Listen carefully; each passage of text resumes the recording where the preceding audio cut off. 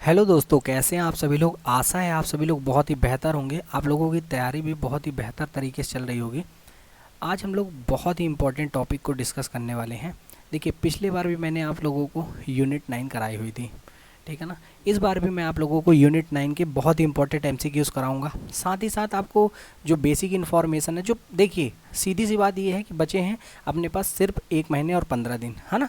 बोला जाए तो मुश्किल से मान सकते हैं अपन लोग 40 दिन बचे हुए हैं, है ना। 40 दिन में मैं आप लोगों को सिर्फ वही क्वेश्चन कराने वाला हूँ और वही टॉपिक कराने वाला हूँ जो पेपर में पूछा जाता है, ठीक है ना। पेपर में जो पूछा जाता है। बहरहाल आपको पीयूष भैया के द्वारा यूनिट 10 अर्थात पूरी जनजातियाँ कंप्लीट करा दी गई है। उन्होंने दूसरी यूनिट प्रारंभ कर दी है ना। लास्ट ईयर उन्होंने जियोग्राफी भी पढ़ाया था, पहली यूनिट भी पढ़ाया था आपको, और उसके बाद आपको करंट अफेयर भी कराया था उनने। दीक्षा मैम आप लोगों की करंट अफेयर करा ही रही हैं। चलिए, मैं अब आपसे बात करूं कि तो मैं क्या कराने वाला हूं, तो वही यूनिट 9 कराने वाला हूं आपको। यूनिट 9 जिससे आपको सारी चीज़ें क्लियर हो जाए, है ना। आप पेपर में अच्छे से अच्छे मार्क्स ला सकें, हम यही चाहते हैं। तो उसके लिए क्या करना होगा, तो आपको कुछ नहीं बेटा, सबसे पहले जो शब्दावली है अर्थात साइबर सिक्योरिटी में पूछता है शब्दावली, है ना। कि जैसे कि अभी चल रही है एक शब्दावली डिजिटल अरेस्ट। आपने हाउस अरेस्ट सुना होगा, पुलिस क्या करती है, हाउस अरेस्ट कर लेती है। ऐसे ही चला है भैया डिजिटल अरेस्ट। जैसे आप मोबाइल चला रहे हैं, है ना, मोबाइल चलाते चलाते ही आपके पास मैसेज आ रहा है, कॉल आ रहा है, वीडियो कॉल, आपको आपसे खूब बात करेंगे, आपको वीडियो कॉल में इतना परेशान कर देंगे कि आपको मजबूरन पैसे देना पड़ेगा। सरकार का डाटा है, मैं अपने से कुछ नहीं बता रहा। 3 लाख करोड़ रुपए, समथिंग 3 लाख करोड़ रुपए ऐसे ही डिजिटल अरेस्ट में लूटे गए हैं। किस में भैया, डिजिटल अरेस्ट में। तो ये आज के डेट में बहुत बड़ी घटना है ना, बहुत बड़ी घटना आप कह सकते हैं। तो इस प्रकार से स्कैम चल रहा है। तो ये सारे स्कैम किस में पढ़ते हैं, आप लोग साइबर सिक्योरिटी में पढ़ते हैं। अब अपन लोग थोड़ा सा देख लेते हैं आखिर यूनिट 9 में है क्या क्या चीज़ जो अपन लोग देखेंगे। तो बेटा सबसे पहला टॉपिक है आपका कंप्यूटर का आधारभूत ज्ञान। सबसे पहला टॉपिक है कंप्यूटर का आधारभूत ज्ञान। दूसरा है इलेक्ट्रॉनिकी, सूचना एवं संचार प्रौद्योगिकी। तीसरा टॉपिक है रोबोटिक्स, आर्टिफिशियल इंटेलिजेंस एवं साइबर सिक्योरिटी। आज अपन लोग डिस्कस ही करने वाले हैं साइबर सिक्योरिटी के पे। चौथा है अपना ई गवर्नेंस, है ना, ई गवर्नेंस। पांचवा है अपना इंटरनेट तथा नेटवर्किंग प्लेटफॉर्म। आखिर कौन कौन से नेटवर्किंग प्लेटफॉर्म हैं जो यूज़ हो रहे हैं, तो ये सारी की सारे अपन लोग यूनिट 9 में डिस्कस करने वाले हैं। तो चलते हैं अपन लोग आगे की ओर, पहले प्रश्न की ओर। तो आज का सबसे पहला और सबसे इम्पोर्टेंट प्रश्न है साइबर अपराध। आपको बताना है ये जो साइबर अपराध है क्या है, स्टॉकिंग है, हैकिंग है, डिनाइल ऑफ सर्विस है या उपरोक्त सभी। तो बिल्कुल भैया, आखिर उपरोक्त सभी अर्थात चारों के चारों ही ऑप्शन, अर्थात तीनों जो ऑप्शन दिए हुए हैं बिल्कुल सही है। अर्थात स्टॉकिंग करना भी किसका काम है, साइबर अपराध। हैकिंग करना भी इसी का काम है और डिनाइल ऑफ सर्विस भी इसी का काम है ना, किसका, साइबर अपराध का, जिसको कहते हैं साइबर क्राइम इंग्लिश में। दूसरा प्रश्न है, दूसरा और बहुत ही इंपॉर्टेंट प्रश्न है, साइबर लॉ शब्दावली में DOS का अर्थ क्या है। अगर आपने पहला प्रश्न अच्छे से सुना है तो जरूर कर लेंगे।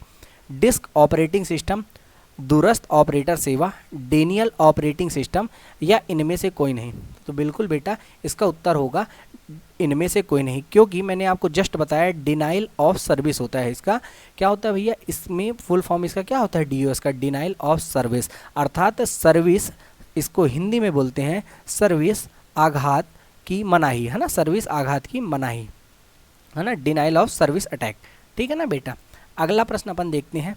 तीसरा प्रश्न है हमारा इंपॉर्टेंट कि हैकिंग से आप क्या समझते हैं। हैकिंग सिक्योरिटी संबंधी शब्दावली है, सर्चिंग से, उपरोक्त दोनों से या इनमें से कोई नहीं, बताइए भैया।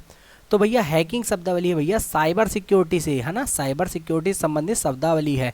सर्चिंग, जब आप सर्च करते हैं, सर्च में क्या करते हैं, सर्च इंजन आपको आपके जो आपके द्वारा ढूंढी गई इन्फॉर्मेशन है, तो वेब पेज पे आपको जो देखने को मिलती है उसको क्या बोलते हैं, सर्चिंग कहते हैं, है ना, सर्चिंग कहते हैं उसको, ठीक है ना बेटा, सर्चिंग। और वहीं अगर आप मान लीजिए जैसे मोबाइल रखें हाथ में और मोबाइल को चला रहे हैं, तो उसके लिए शब्दावली आती है सर्फिंग कर रहे हैं, आप सर्फिंग कर रहे हैं, अर्थात आप सर्फ एक्सेल से अपने मोबाइल को धो रहे हैं, है ना। तो बिल्कुल ऐसा नहीं है, सर्फिंग का मतलब होता है आप मोबाइल यूज़ कर रहे हैं, ठीक है ना। अगले प्रश्न की ओर चलते हैं। अगला प्रश्न है अपना कि निम्न में से किसे वायु, समुद्र, जमीन तथा अंतरिक्ष के बाद युद्ध का पांचवा क्षेत्र कहा गया। भैया इंपॉर्टेंट है, इसलिए युद्ध का पांचवा क्षेत्र कहा गया भैया, वायु, समुद्र और जमीन और अंतरिक्ष के बाद। तो साइबर क्राइम को, साइबर वारफेयर को, फायरवॉल को या स्पैम को, बताइए, स्पैम को बताइए किसको कहा गया है। तो भैया तो कहा गया भैया साइबर साइबर जो क्राइम है ना, साइबर जो क्राइम है उसे कहा गया है पांचवा क्षेत्र, युद्ध का पांचवा क्षेत्र है साइबर क्राइम, है ना। साइबर क्राइम को युद्ध का पांचवा क्षेत्र कहा गया है। अगला प्रश्न हमारा, निम्न में से कौन साइबर क्राइम का उदाहरण है, आपको बताना है। नेटवर्क का अनाधिकृत तौर पर प्रयोग करना, ईमेल बॉम्बिंग, इंटरनेट का उपयोग कर आर्थिक अपराध करना, या उपरोक्त सभी। तो बिल्कुल भैया साइबर क्राइम का उदाहरण है उपरोक्त सभी, अर्थात नेटवर्क पर अनाधिकृत तौर पर प्रयोग करना ये भी है ना। अनाधिकृत करते हैं भैया, आपको परमिशन नहीं मिली है फिर भी अनाधिकृत तौर पर उपयोग करते हैं, है ना। आपको क्या करने के लिए, जालसाजी के उद्देश्य से, किसके भैया, जालसाजी के उद्देश्य से करते हैं उपयोग, ठीक है। किसके द्वारा किया जाता है भैया, हैकर के द्वारा, जो हैकिंग की गतिविधि को क्या करते हैं भैया, हैकिंग की गतिविधि को संचालित करते हैं उसको कहते हैं भैया हैकर, हैकिंग की गतिविधि को संचालित करने वाले। और ऐसी गतिविधि जो सबसे खतरनाक हो, जो सबसे खतरनाक हैकर कहलाते हैं उनको बोलते हैं भैया क्रैकर, है ना, क्रैकर। और इन्हीं क्रैकर का अन्य नाम है बेटा black hat hacker, black hat hacker, ठीक है ना बेटा, तो याद रखना। और उसके बाद कुछ अच्छे भी तो होते हैं, तो उनको बोलते हैं, जो अच्छे वाले होते हैं ना एथिकल हैकर, उनको बोलते हैं बेटा वाइट हैट हैकर। क्या भैया बेटा, क्या बोलते हैं उनको, वाइट हैट हैकर बोलते हैं, ध्यान रखिएगा इनको, एथिकल हैकर। ईमेल बॉम्बिंग का मतलब क्या होता है, ये भी शब्दावली जान लीजिए। ईमेल बॉम्बिंग अर्थात मेल आपको कर रहा है कोई व्यक्ति, इतना मेल कर दे कि जो आपका स्टोरेज बॉक्स है ना, मेल का जो स्टोरेज बॉक्स है वो पूरा का पूरा फुल हो जाए भैया, इतने मैसेज आ जाए कि पूरा स्पैम आ जाए, है ना। रेड कलर में आपने देखा होगा स्पैम आ जाता है पूरा, तो उसको क्या बोलते हैं, ईमेल बॉम्बिंग। फिर इंटरनेट का उपयोग कर आर्थिक अपराध करना, इंटरनेट का प्रयोग करते करते आपसे क्या करने लगे भैया, ये मांगने लगे आपसे रैंसम मनी। कौन सी भैया, रैंसम मनी, अर्थात जिसको बोलते हैं फिरौती की मनी, है ना। वनाक्राई क्या है भैया, वनाक्राई, रैंसम वेयर, पैट्या रैंसम वेयर, ये सब क्या है भैया, फिरौती की रकम मांगने वाले वायरस का प्रयोग करते हैं, ठीक है ना। ये सब किस में पढ़ रहे हैं अपन लोग, साइबर सिक्योरिटी में। चलो भैया अगला देख लेते हैं कि आखिर पूछ रहा है कंप्यूटर हैकर क्या है। आपको बताना है, एक व्यक्ति जो व्यक्तिगत लाभ की दूषित इरादे से कंप्यूटर सुरक्षा का पालन नहीं करता है, कंप्यूटर सुधारने वाला व्यक्ति, एक व्यक्ति जो कंप्यूटर की सुरक्षा बनाए रखता है, या इनमें से कोई नहीं। तो भैया एक व्यक्ति जो कंप्यूटर क्या करता है भैया, व्यक्तिगत लाभ, अपने लाभ के लिए दूषित इरादे से कंप्यूटर की सुरक्षा का पालन नहीं करता, वो क्या कहलाते हैं भैया, हैकर कहलाते हैं। तो बिल्कुल ये वाला क्लियर होगा आपको, बहुत ही सिंपल था। अगला प्रश्न भैया, अगला प्रश्न है क्या, निम्न में से क्या साइबर अपराध से बचने का उपाय है, एंटीवायरस सॉफ्टवेयर, फायरवॉल का प्रयोग, प्रॉक्सी सर्वर, या उपरोक्त सभी। तो बेटा सभी के सभी यूज़ कर सकते हो आप, किससे बचने के लिए, साइबर अपराध से बचने के लिए। एंटीवायरस का प्रयोग करेंगे तब भी आप बच जाएंगे, फायरवॉल का प्रयोग करेंगे तब भी, प्रॉक्सी सर्वर में आप प्रयोग करेंगे तब भी आपको क्या होगा, कोई भी दिक्कत नहीं होगी और आपका लैपटॉप या कंप्यूटर सेफ रहेगा, है ना बेटा, क्या रहेगा आपका, सेफ रहेगा। अब देखो बेटा एंटीवायरस के एग्जांपल आपको पता ही होगा, जैसे कोई खेल है, K7 है, नॉर्टन है, मैकफ्री है, ये सारे के सारे बेटा एंटीवायरस है। फायरवॉल भी आपको पता ही होगा। फिर प्रॉक्सी सर्वर क्या होता है, देखो जैसे आप मान लो एक कंप्यूटर यूज़ कर रहे हो, है ना, कंप्यूटर यूज़ कर रहे हो, अब यहाँ पास आपने लगा दिया प्रॉक्सी सर्वर। तो प्रॉक्सी सर्वर में क्या होगा, कंप्यूटर के बाद आपने जैसे सर्वर से कुछ डेटा मंगाया, तो सर्वर से डेटा डायरेक्ट आपके कंप्यूटर में नहीं आएगा यहाँ से यहाँ, सबसे पहले वो आएगा सर्वर के बाद प्रॉक्सी सर्वर में, प्रॉक्सी सर्वर उसको रिफाइन करके आपके कंप्यूटर में भेजेगा, जिससे आपके ऊपर क्या होगा, अनाधिकृत आक्रमण नहीं होगा भैया, अनाधिकृत आक्रमण नहीं होगा, अर्थात आपके ऊपर ना कोई ईमेल बॉम्बिंग कर पाएगा और ना ही आपके कंप्यूटर को कोई हानिकारक तत्व परेशान कर पाएंगे। तो इससे क्या होगा, आपका कंप्यूटर सेफ रहेगा। बहरहाल आगे चलते हैं अपन लोग अगले प्रश्न में। यदि आपका कंप्यूटर स्वतः रिबूट करता है तो संभावना है कि उसमें क्या है, मेमोरी पर्याप्त नहीं है तब रिबूट हो रहा है, वायरस है इसलिए रिबूट हो रहा है, प्रिंटर नहीं है इसलिए रिबूट हो रहा है, या इनमें से कोई नहीं। तो बताइए भैया क्या होगा इसका उत्तर। तो बिल्कुल सही है बेटा, कि उसमें क्या आ गया भैया, उसमें आ गया है वायरस, इसलिए आपका कंप्यूटर क्या कर रहा है, बार बार रिबूट हो रहा है, बार बार रिबूट हो रहा है, मतलब उसमें वायरस आ गया है। अब वायरस तो कई प्रकार के होते हैं ना, जैसे कुछ वायरस के मैं आपको नाम बताऊं, जैसे कि सबसे पहले तो आप जान लीजिए वायरस, है ना, वायरस का फुल फॉर्म क्या होता है, पेपर में कई बार पूछ लुका है ना, इसको VIRUS, इन जो हर एक वर्ड का मतलब, जैसे V से वाइटल, फिर इंफॉर्मेशन, फिर R से रिसोर्स, अंडर, यू से अंडर और एस से सीज, तो vital information resource under seize. अब आपको पता होना चाहिए कि इसकी खोज किसने की थी, अर्थात इस शब्द को किसने गढ़ा था, तो उस व्यक्ति का नाम था फ्रेड कोहेन, है ना, फ्रेड कोहेन उस व्यक्ति का नाम था।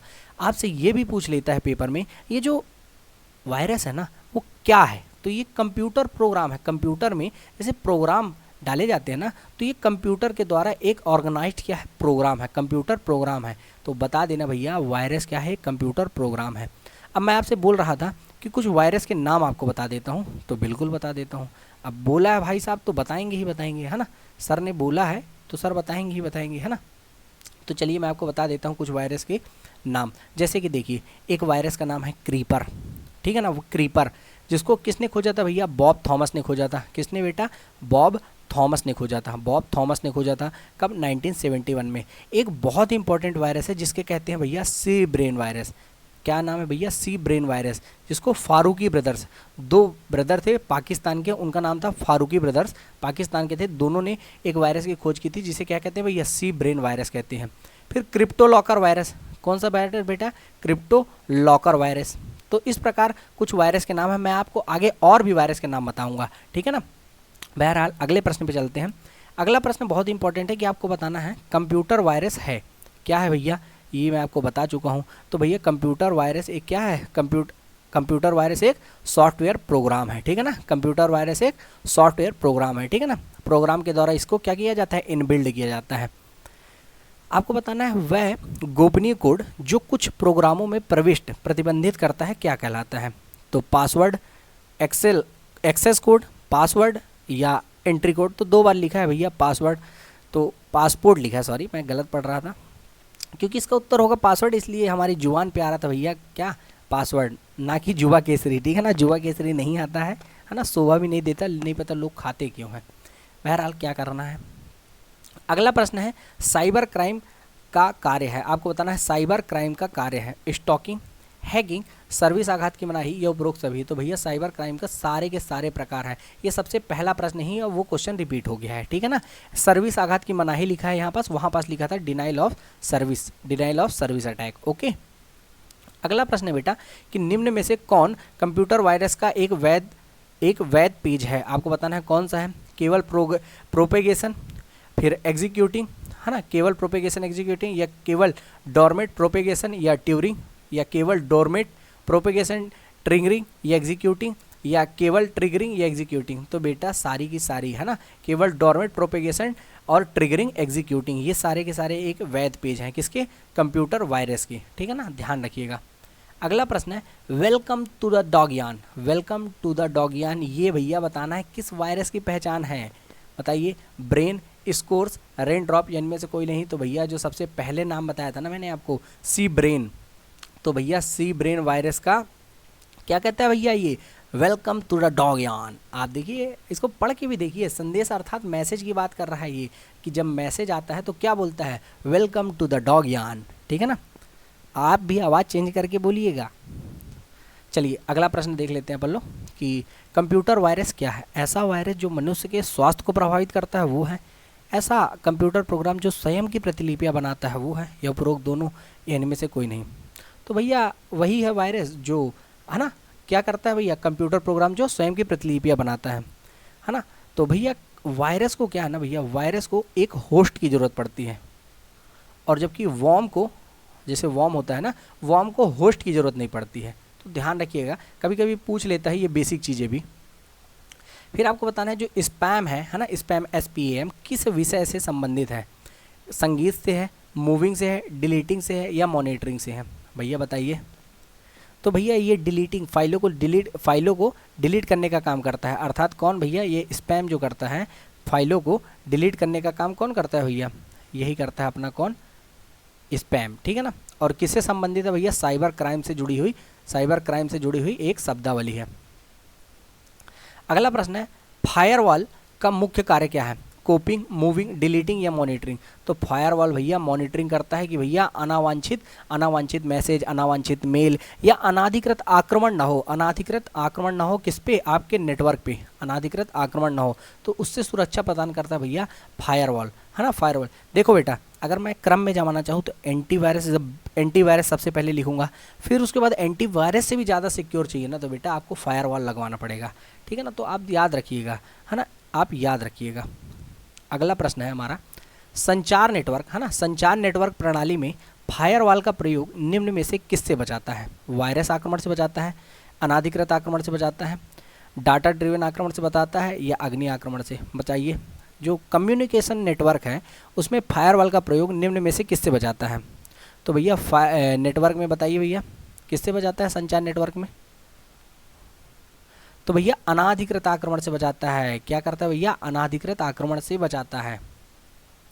जंक ईमेल को क्या कहते हैं भैया? स्पैम, स्पूफ, स्कैप या स्क्रिप्ट? तो भैया स्पैम कहते हैं। जंक ईमेल को क्या कहते हैं? स्पैम कहते हैं।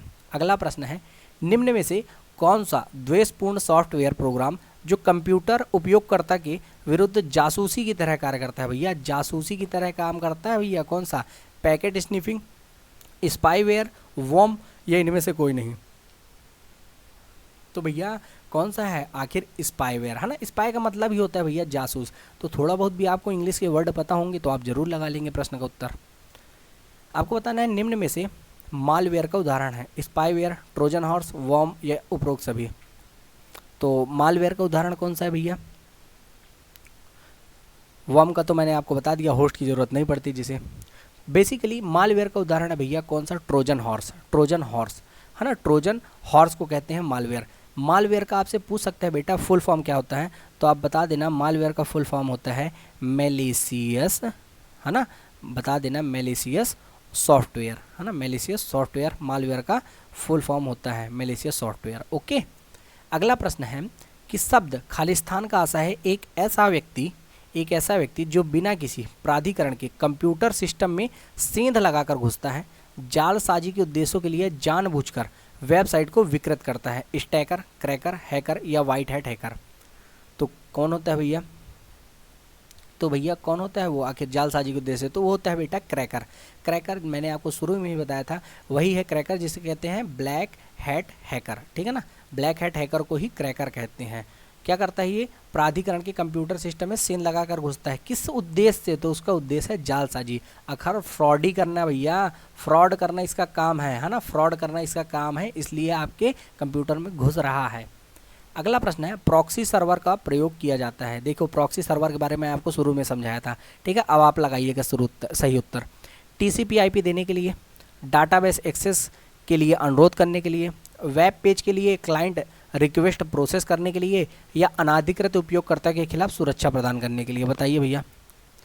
तो बिल्कुल सही होगा बेटा, अनाधिकृत उपयोगकर्ता के खिलाफ सुरक्षा प्रदान करने के लिए क्या किया जाता है? प्रॉक्सी सर्वर का उपयोग। अब देखो भैया, ये जो टीसीपी आईपी की कहानी है ना, जब आपको मैं इंटरनेट का टॉपिक पढ़ाऊंगा ना, तो बेटा बड़े आराम से बताऊंगा कि आखिर टीसीपी में कितनी लेयर होती है, अर्थात ट्रांसमिशन कंट्रोल प्रोटोकॉल। ये एक प्रोटोकॉल है। अब बताइए भैया, मैं आपको ये भी पढ़ाऊंगा 4 प्रकार के प्रोटोकॉल होते हैं। प्रोटोकॉल में 4 लेयर होती है, वो सारी लेयर भी बताऊंगा। फिर उसके बाद डाटा स्विच कैसे होता है, इंटरनेट आईपी एड्रेस मतलब आईपी एड्रेस, है ना, आईपी एड्रेस के बारे में भी आपको पढ़ाऊंगा। साथ में आपको जो 7 लिंक लेयर होती है वो भी बताया जाएगा, तो आप बिल्कुल घबराइएगा मत, है ना। जैसे पैकेट स्विचिंग होती है, बहुत आराम से समझाया जाएगा। किसमें बेटा? आपको इंटरनेट वाले टॉपिक में। बहरहाल अपना टॉपिक क्योंकि अभी क्या है, साइबर सिक्योरिटी, तो क्योंकि इसमें ज़्यादा टाइम लग जाएगा ना बेटा, है ना, क्लास भी जल्दी ख़त्म करनी है जिससे आप लोग ज़्यादा से ज़्यादा पढ़ सकें। बहरहाल इस प्रश्न का उत्तर है डी। अगला प्रश्न है, पासवर्ड के लिए प्रयोग से उपयोग करता, है ना, पासवर्ड के प्रयोग से उपयोग करता ढांचों को सरल बना सकते हैं, गोपनीयता बरकरार रख सकते हैं, समय का दक्ष प्रयोग कर सकते हैं, या जल्दी सिस्टम में जा सकते हैं? बताइए भैया। तो भैया पासवर्ड अगर आप यूज़ कर रहे हैं ना, तो गोपनीयता बरकरार रख सकते हैं। मैं आपको एक सलाह दूँ तो देखिए भैया, आज के डेट में क्या हो रही है, जालसाजी अर्थात फ्रॉड बहुत हो रहा है। और फ्रॉड कैसा हो रहा है भैया? साइबर क्राइम वाला हो रहा है। आपका सारा का सारा डेटा लीक हो जाता है। क्यों हो जाता है? 1 2 3 4 5 ऐसे पासवर्ड कौन लगाता है भाई? अपने नाम के आगे 1 2 3, अपने नाम के आगे @1 2 3, ये सब नहीं चलते भैया। कुछ अच्छे की लॉगर लगाइए, हैशटैग लगाइए, @ लगाइए, है ना, फिर अंडरस्कोर लगाइए, कुछ ऐसे लगाइए, अटपटे से लगाइए। और इतना भी अटपटा मत लगा देना कि आप ही को भूल जाए, पहली बात, है ना। फिर भी आप लोग थोड़ा सा दिमाग लगाइए, है ना। बहरहाल अगला प्रश्न हमारा, कंप्यूटर सुरक्षा के संदर्भ में क्रैकर्स किस नाम से जाने जाते हैं? कितने बार बताया हूँ? Elite cracker, script crackers, black head crackers या वाइट हेड क्रैकर्स? तो भैया ब्लैक हेड हैकर्स को ही क्रैकर्स कहा जाता है ना, ये क्रैकर्स लिखा गया है, बाकी आप समझ जाइए ब्लैक हेड हैकर को ही क्रैकर्स कहा जाता है। ये सबसे खतरनाक होते हैं ना, क्योंकि इनका उद्देश्य क्या होता है भैया? जालसाजी ही करना। जबकि वाइट हेड हैकर को मैंने आपको बताया है किसको क्या कहा जाता है बेटा? इनको एथिकल हैकर कहा जाता है ना, एथिकल हैकर कहा जाता है। अगला प्रश्न देख लेते हैं। वनाक्राई, वनाक्राई पेटिया है ना, पेटिया, पेटिया रैंसमवेयर है ना, पेटिया रैंसमवेयर पद, आखिर आपको बताना है ये जो पद है जो हाल ही में समाचार पत्रों में उल्लेखित थे, निम्न में से किसके साथ संबंधित है? लघु उपकरण, साइबर आक्रमण, क्रिप्टो करेंसी या इनमें से कोई नहीं? तो बेटा साइबर क्राइम से संबंधित ये शब्दावलियाँ हैं, है ना, साइबर क्राइम से। और ये क्या करते हैं बेटा? ये फिरौती की रकम मांगते हैं भैया, ये रैंसम मनी मांगते हैं। और आपको बता दूं मैं, इतने कम अमाउंट में मांगते हैं। देखो एक एग्जांपल लो, जैसे छोटा छोटा, अर्थात इसका मतलब ये बताना चाह रहा हूँ, 1 करोड़ लोगों से सिर्फ 1-1 रुपये मांगोगे ना, उनको ज़्यादा दिक्कत नहीं होगी। एक ही व्यक्ति से 1 करोड़ मांगोगे तो उसको फर्क पड़ेगा, लेकिन 1 करोड़ व्यक्ति से 1-1 रुपये मांगोगे नहीं फर्क पड़ेगा। लेकिन जो फिरौती वाला व्यक्ति है उसको पता है किससे कितना मांगना है, तो उसके पास ऑफिशियली 1 करोड़ लोगों से 1-1 रुपये लेने के बाद आ जाता है कितना? 1 करोड़। तो ऐसे ही काम करता है भैया रैंसमवेयर वाले, है ना। बहरहाल अगला प्रश्न हमारा, एंटीवायरस का उपयोग किया जाता है फाइलें डिलीट करने में, इंस्टॉल प्रोग्राम हटाने के लिए, एक डिस्क को फ्रेगमेंट करने के लिए, या इन्फेक्टेड फाइलें क्लीन करने के लिए? बताओ भैया एंटीवायरस।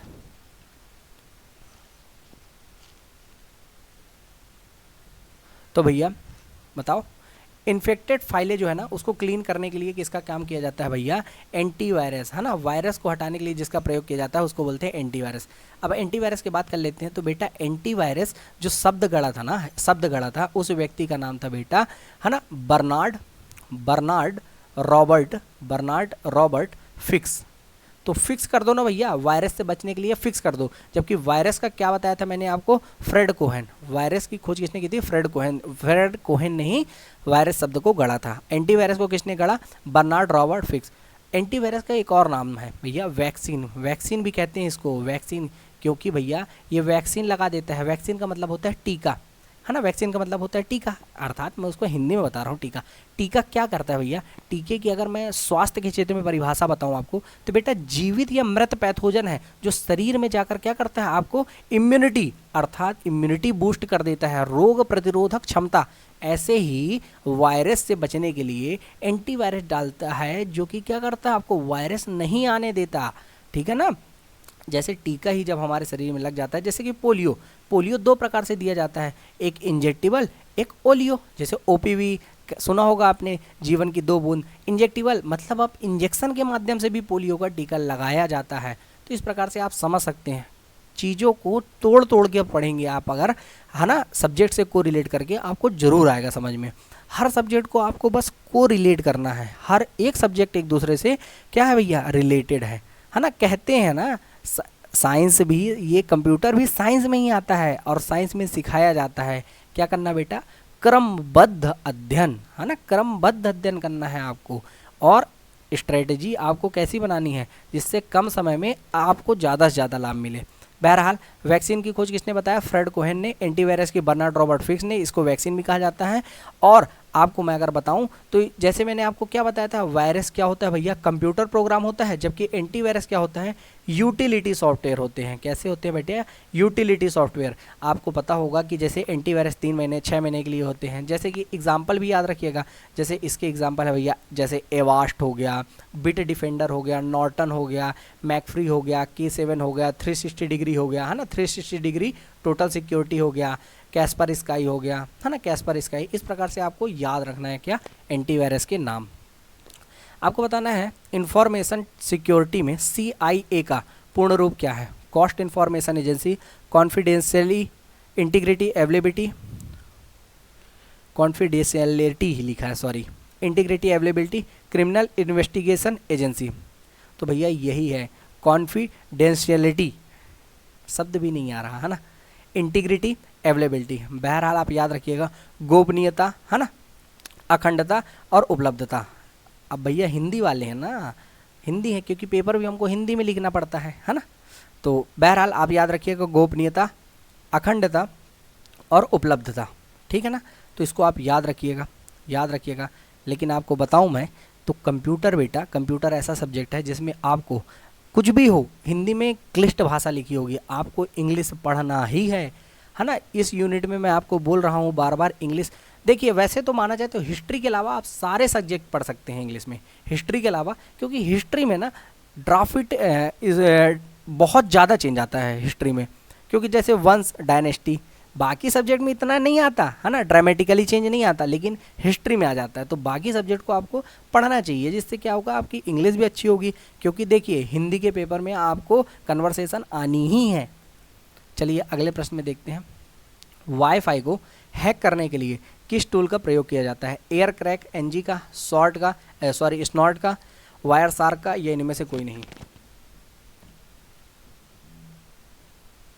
तो बेटा इसका उत्तर होगा क्या?